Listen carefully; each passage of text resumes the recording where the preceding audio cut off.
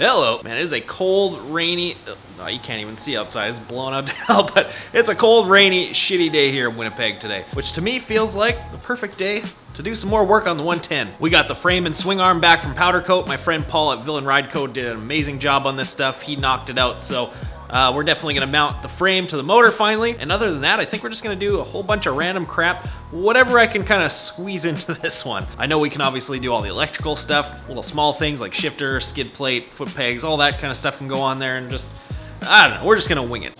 Man, I got some good light going on right now. So actually, instead of winging it, I took like 5 minutes and thought of a bit of a game plan because I figured that's probably the smart thing to do. And I figure the first thing to tackle is to powder coat this skid plate. This will actually be really fast. It's clean raw metal. I don't have to sandblast it. It's got a nice brush finish on it already, so that's plenty for the powder to adhere to. So I really just gotta hit it with some acetone, clean it, blast some powder on it, and we're done. But I'm doing that because I figure I want to mount the peg mount, the skid plate, and the cradle all onto the engine before I put the frame on top of it. Because otherwise it's sitting on top of a stand, and I won't be able to do that until the very end when the bike is on wheels and on the ground, and then I gotta lay underneath it and do that, and that's gonna suck. And I also turned 33 a couple days ago, and I'm starting to feel the effects of my oldness and my freestyle career kind of coming together, and I don't want to be bending around like that anymore. So we'll work a little bit smarter, flip the motor upside down, mount all that stuff onto it while it's upside down, then flip it back right side up, drop the frame on top, and then that stuff's all done. Glad I stopped to think about it. So, all right, let's do this.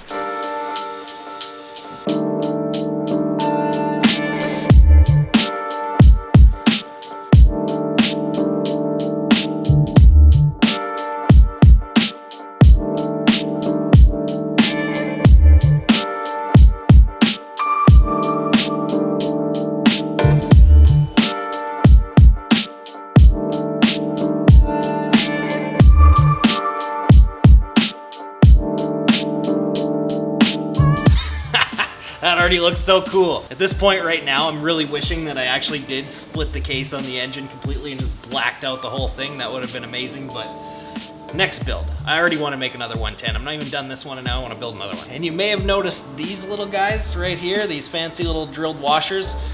I may or may not have spent like 200 bucks on a shitload of those to replace every washer in the whole bike, because I can't help it. I'm a sucker for trick parts, and those things look so damn cool. Well, not all of them. At least all the 6mm bolts are gonna get those washers, so everything holding on the bodywork and small stuff like that is gonna have a drilled washer on it. But yeah, it looks like we're ready to start putting on some electrical components and see where else it takes us.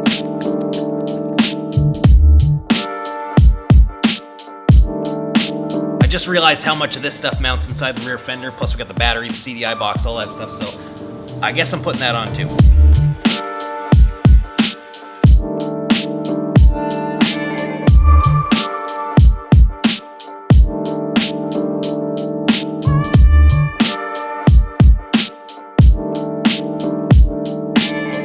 Final piece of the electrical puzzle. We're putting in the BBR rev box because the stock CDI box just isn't good enough. But this is going to give us a little bit of a hotter ignition curve, and it's going to raise the rev limiter up by another 1200 RPM, so we'll go a little bit faster.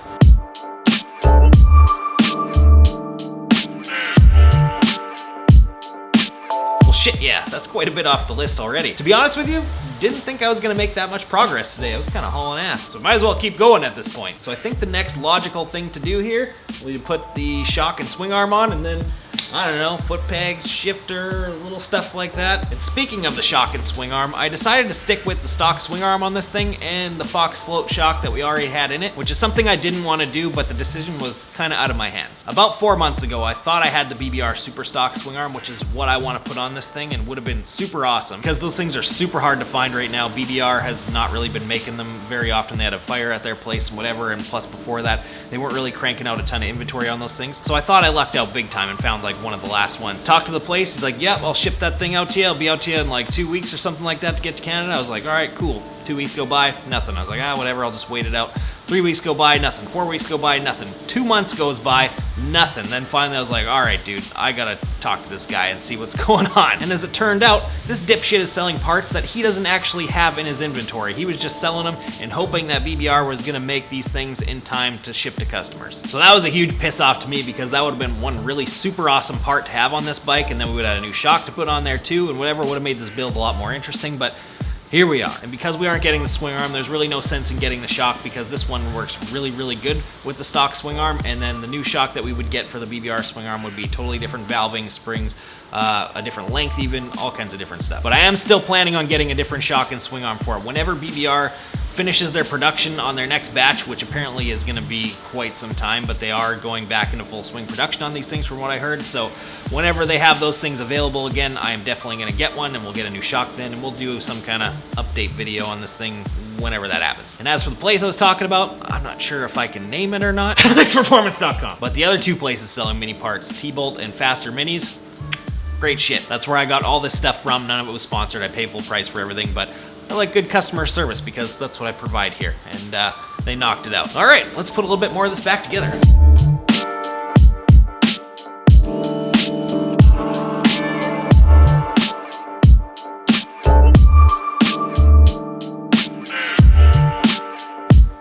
Not even fucking close. So I've run into a bit of a fitment issue. This super cool brake pedal that I got, which I thought was really cool, does not even come close to clearing this peg mount right here. And honestly, I don't think it's the brake pedal's fault.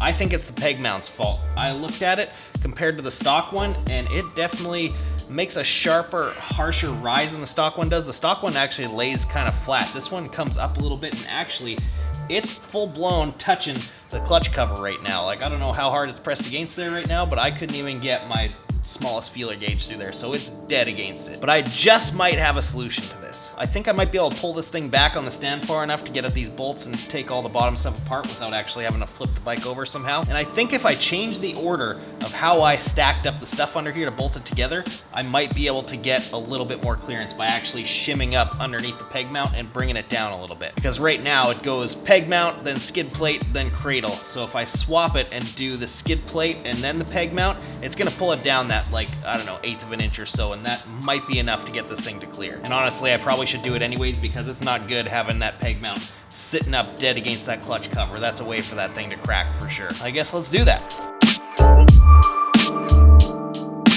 We've gained an 1/8 inch of clearance. Hopefully that brake pedal fits now. I'm gonna be so pissed off if it doesn't. Nope. Which really sucks too, because I was really hyped on this one. It's really nice and beefy compared to the other ones that are on the market that look really cheap and shitty and thin, and I've seen the other ones break very, very easily, so I was hyped on this one. So I guess I gotta order something else. Moving on. I actually think that's all I'm gonna do. And don't worry, I'm gonna oil that air filter. I just don't wanna do it anytime soon until I'm done this build, otherwise that shit's gonna get all over everything. I hate air filter oil. Actually, you know what?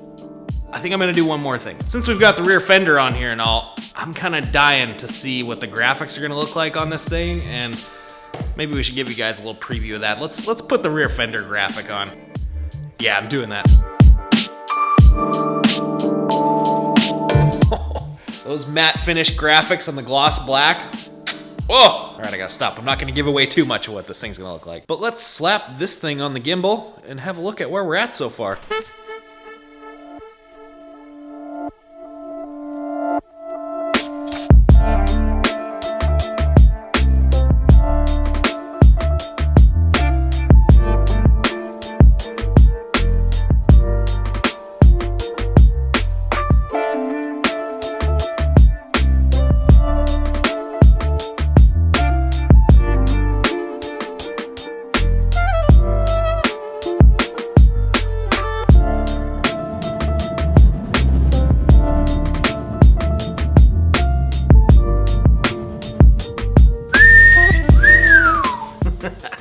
See this? This tells the whole story about how I feel about this thing so far. It's starting to shape up so good. I love all the blacked out parts, especially now seeing the contrast between all the gloss black and the graphics that are gonna be matte black. Just seeing that one piece on there puts the whole image in my mind, and now I know that that was the right decision to make because this is gonna look so badass. A little bit of a bummer about the brake pedal because that thing looked really cool. It would have been a really nice addition onto the build, but shit happens. I talked to the dude and he actually was not aware about the whole setup with this peg mount and that brake pedal not working, so it is what it is. I talked to Faster Minis today, and we're gonna get a new brake pedal sent over here ASAP, so that's gonna be, I don't know, another couple days and we'll be set for that. I'm actually ordering a new shifter too, because I put my foot on the peg and this thing is like a mile away. I guess this peg mount moves the foot position back a little bit.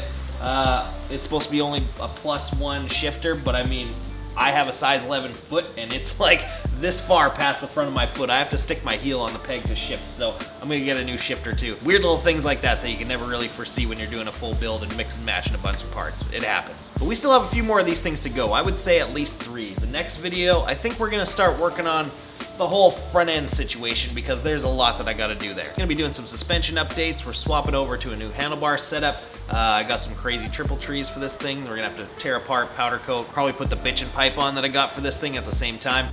Maybe do a couple other things. So yeah, next build video, that's what we're doing. But I'm gonna wrap this thing up so I can stare at this thing for a little while longer and probably touch myself a little bit. So drop a like on this video, drop a comment down below. We can do some chatting down there, and we'll see you again in the next one.